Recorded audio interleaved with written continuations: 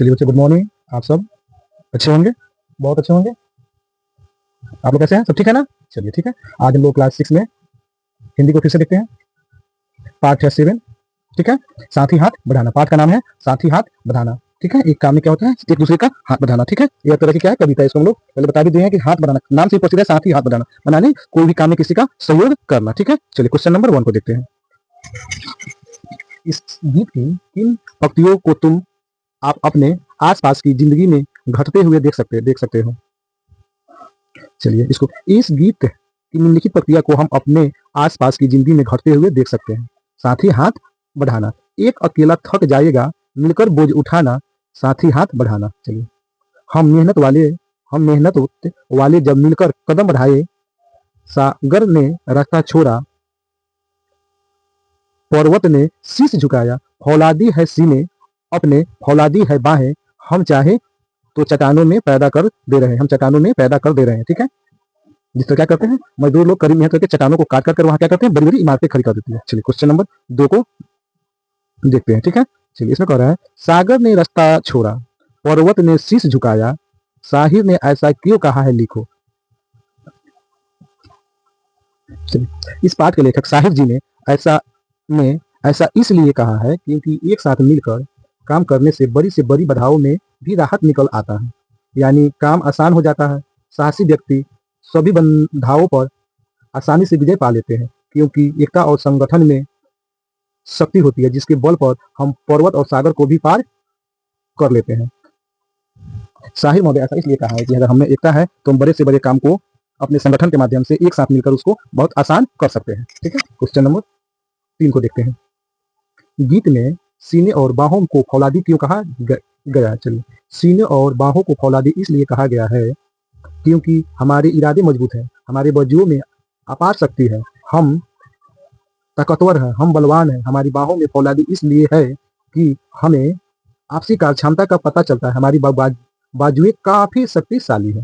ठीक है। चलिए क्वेश्चन नंबर 1 को देखते हैं, जो क्वेश्चन है गीत से आगे की। कहां से है? गीत से आगे की है। ठीक है। चलिए, इसमें अपने आसपास तुम किससे साथी मानते हो और क्यों, इससे मिलते जुलते कुछ और शब्द सोचकर लिखिए। क्वेश्चन कह रहा है कि अपने आसपास में किसे साथी मानते हैं और क्यों मानते हैं। चलिए, इसमें सबसे पहले तो हम अपने माता पिता और भाई बहन को साथी मानते हैं, क्योंकि वे हमारे हर कामों में क्या करते हैं, हाथ बटाते हैं। ठीक उसी प्रकार चलिए इसको जानते हैं।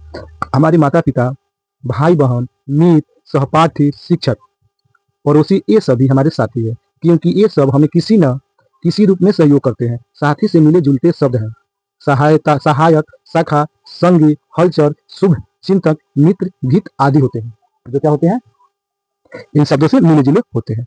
चलिए क्वेश्चन नंबर 2 को देखते हैं। ठीक है। अपना दुख भी एक है साथी, अपना सुख भी एक है। कक्षा में, मोहल्ले और गांव शहर के किसी किसी तरह के साथियों के बीच तुम्हें इस वाक्य की सच्चाई महसूस होती है, और कैसे। चलिए तो जानते हैं। कुछ बातों के संबंध में हम अपने साथियों से जुड़े होते हैं। इन मामलों में हमारी सोच एक होती है और हमारे सुख सुविधाएं की अनुभव भी एक होती है। उदाहरण के लिए, पानी, बिजली की कमी, ट्रैफिक जैसी रोजमर्रा की मुसीबतें से जब हमारा सामना होता है तो हमें लगता है कि जैसे हमारा दुख एक है, वहीं दूसरे और का भी है। ठीक है। विद्यालय के लिए पादप जितना कक्षा में अच्छे अंक लाना और बड़े होकर कुछ बनने की चाह से पता चलता है कि हमारा सुख भी एक है, क्योंकि सब अपने सुख के प्रति कुछ न कुछ सोचते हैं। जिस प्रकार पानी, बिजली, ट्रैफिक, इस सबों के एक समान ही सुख दुख मिलते रहते हैं। चलिए क्वेश्चन नंबर 3 को देखते हैं। इस गीत को तुम किस माहौल में गुनगुना सकते हो। जो हम लोग कभी कविता पढ़े हैं, कविता है साथ ही हाथ बढ़ाना। इस गीत को किस माहौल में गुनगुना सकते हैं। इस गीत को स्वतंत्रता दिवस, गणतंत्र दिवस या किसी संगठन की स्थापना के अवसर पर गा सकते हैं। खेल के मैदान में भी यह गीत खिलाड़ियों में जोश पैदा कर सकता है। वैसे यह गीत कभी भी गुनगुनाया जा सकता है, पर विशेषकर जब सहयोग और संगठन की शक्ति बनाती है तो हम यह गीत महत्व रखता है। क्या है, जब हम एक संगठन बनाएंगे तो यह गीत वहाँ पे काफी महत्व रखेगा। चलिए क्वेश्चन नंबर 4 को देखते हैं। एक अकेला थक जाए, मिलकर बोझ उठाना। एक अकेला थक जाए, मिलकर बोझ उठाना। इसमें क्वेश्चन अलग अलग है। तुम अपने घर में इस बात का ध्यान कैसे रख सकते हो। चलिए इसको जानते हैं। हम अपने घर के छोटे बड़े कामों में माता पिता का हाथ बताकर हम इस बात की ध्यान रख सकते हैं। दूसरा कह रहा है, पापा के काम और माँ के काम में क्या क्या है।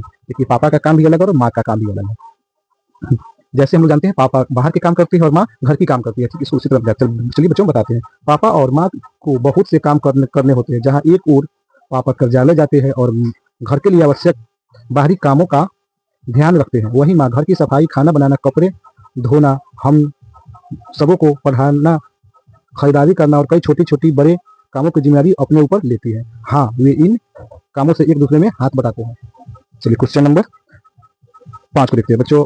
सबसे पहले आप इसको अच्छे से रिवाइज करते रहिएगा, ठीक है। और यदि तुमने नया दौर फिल्म देखी है तो बताओ कि यह गीत फिल्म में कहानी के किस मोड़ पर आता है। यदि तुमने फिल्म नहीं देखी तो फिल्म देखो और बताओ। क्वेश्चन बताया, पूछा गया यदि तुमने नया दौर फिल्म क्या है, नया दौर फिल्म देखी है तो बताओ कि यह गाना, कौन गाना, साथ ही हाथ बताना, किस मोड़ पर मिला है। अगर नहीं देखे हैं तो देखकर भी बताना। चलिए इसको अच्छे से जानते हैं। नया दौर फिल्म में जब कच्ची सड़क को पक्का करने के लिए सब मिलजुल कर काम करते हैं तब यह गीत आता है। यह गीत उनके सहयोग, उत्साह और जोश को प्रदर्शित करने के लिए है। चलिए अब क्वेश्चन, कविताओं की दुनिया, क्वेश्चन हम लोग देखते हैं। कविताओं की दुनिया से कुछ क्वेश्चन है, इसको भी देख लेते हैं। जैसे कह रहा है मुहावरे ही है, अकेला चना भार नहीं फोड़ सकता। माने एक व्यक्ति क्या होता है, एक व्यक्ति बड़ा कार्य को नहीं कर सकता, अकेला चना भार नहीं फोड़ सकता, एक व्यक्ति कुछ नहीं कर सकता। चलिए एक और एक मिलकर 11 होते हैं, माने संगठन होते हैं, संघर्ष, ठीक है। उसी प्रकार ऊपर लिखी कहावतों का अर्थ गीत की किन किन पंक्तियों से मिलना जुलता है, ठीक है। इन दोनों कहावतों का अर्थ कहावत कोश में देखकर समझो और उन वाक्यों का प्रयोग करें। इसको हम अच्छे से जानते हैं।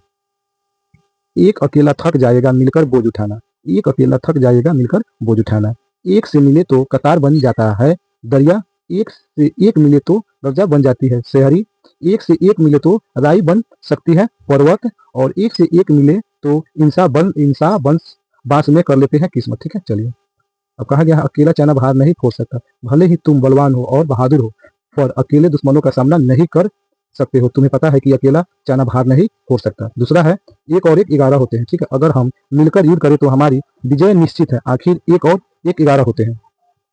चलिए नीचे हाथ से संबंधित कुछ मुहावरे दिए गए हैं, इनके अर्थ समझाओ और प्रत्येक मुहावरे से वाक्य बनाओ। इसमें कुछ मुहावरे दिए गए हैं, मुहावरे से क्या करना है, अर्थ बताना है, ठीक है।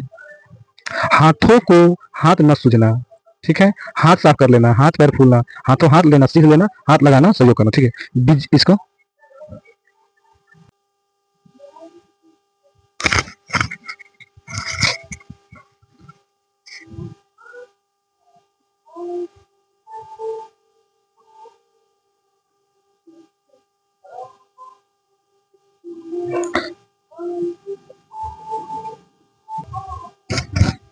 चलिए क्वेश्चन देखते हैं। भाषा की बात, क्वेश्चन क्या है, भाषा की बात, ठीक है।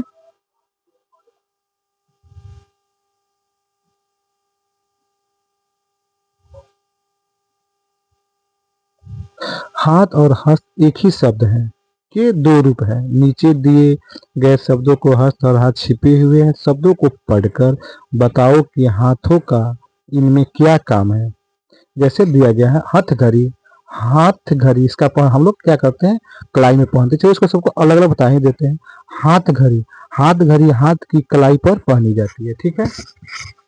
हथौड़ा एक ऐसा लोहा का औजार होता है जिसके साथ हम हाथ पकड़कर चलाते हैं या हथौड़े से किसी लोहे पे चोट मारते हैं, ठीक है। नेक्स्ट है हस्तलिपि। इस हस्तलिपि क्या होता है, शिल्पकारी होता है, जो कला होता है, हाथों के द्वारा बनाए जाते हैं, ठीक है। हस्तक्षेप, हस्तक्षेप मीच होता हस्तक्षेप, हस्तक्षेप है बीच बचाव करने के लिए। इसका अर्थ है दखल देना, माने किसी के काम में क्या करना, दखल देना, हस्तक्षेप करना। निहत्था, निहत्था का मतलब होता है जिनके पास कोई हथियार न हो, जिनके हाथ में कोई हथियार न हो उसे हम निहत्था कहते हैं, ठीक है। हथकंडा क्या है, हथकंडा किसी काज को पूरा करने के लिए अनुचित तरीके अपनाने को हथकंडा कहते हैं। इसमें भी हाथ का कार्य नहीं होता है। हस्ताक्षर माने होता है अपने साइन स्वीकार करना, हाथ से अपना नाम लिखकर किसी काज को क्या करना, स्वीकार करना। हाथ से किसी काम, हाथ अपने हाथ से नाम लिखकर किसी कार्य को स्वीकार करना। उसका अर्थ क्या है? हथकरघा। हथकरघा मीन्स होता है छोटा उद्योग जो हाथ के द्वारा चलाए जाते हैं। हाथों के लिए जाने वाले छोटे मोटे उद्योग धंधे जैसे चरखा चलाना, कपड़ा बुनना, टोकरी बुनना इत्यादि। चलिए इसके साथ हम लोग को चैप्टर क्या हुआ, समाप्त हुआ। अब हम लोग का चैप्टर 7 समाप्त हुआ। ठीक है, चलिए। पाठ का नाम था साथी हाथ बढ़ाना। ऐसे भी आप लोगों को बता दिए हैं कि जैसे जब हम कहीं अपना घर बनवाते हैं तो उसमें क्या होते हैं, एक मिस्त्री होते हैं और मिस्त्री के साथ उन कामों में हाथ बढ़ाने के लिए कौन रहता है? लेबर होता है, जो एक दूसरे के साथ अपने मसाला बनाते हैं, एक दूसरे को देते हैं और क्या होता है? अपने भवन का निर्माण होता है। ठीक है, उस